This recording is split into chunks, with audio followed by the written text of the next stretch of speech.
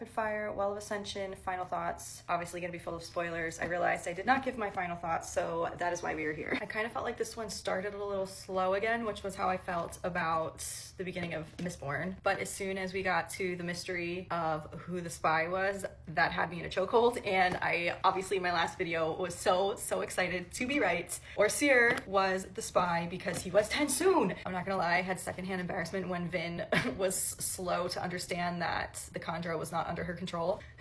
I do have to say, in general, the Zane plotline fell a little flat for me. I was hoping that it would have become a bigger plot point. I don't know. It just like something was lacking for me there. I didn't buy that she would actually consider going away with him and leaving Ellen. Like it just, that felt rushed. And everyone had that group meeting without Ellen and Vin and discussed how they knew they were all gonna basically die and how they could get Vin and Ellen out of town with Spook so that they could survive the final battle was so heartbreaking. And then Vin and Ellen realizing what happened, and she collects all of those horseshoes and just throws them down and basically like flies home super fast. That was a good scene as well. I don't know why, but I really liked Doxton in the first book. The fact that this book he clearly was off and in depression mode after Calcier, and he kind of never recovers from it and just dies at the end was really heartbreaking for me. They took out clubs. I said last time I wasn't the biggest fan of Tyndall, but the fact that Sazed fell in love and then lost her that quickly was really heartbreaking for Sazed. Sazed is a complete badass. My favorite part of the entire book, even like the whole ending, was Sazed being a badass, hulking out and like holding that gate closed. It was so good. I'm still holding out hope that Vin's earring means something.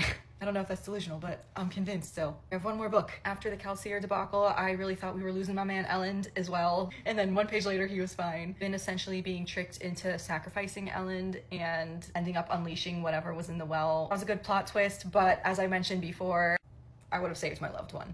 Period. They keep talking about the mists and how at the end of the first book, Vin was able to kind of control the mists a little bit. So I'm ready now for book 3 for her to just be like, and like rise the mist or something and fight with it. And it's gonna be so good. Ellen snapped. I called it in the first book. And Vin being able to control the Koloss and the Chondra is super cool. And I wanna see how that's gonna manifest in the third book as well. That battle scene with the Koloss was great at the end. And I'm excited for book 3.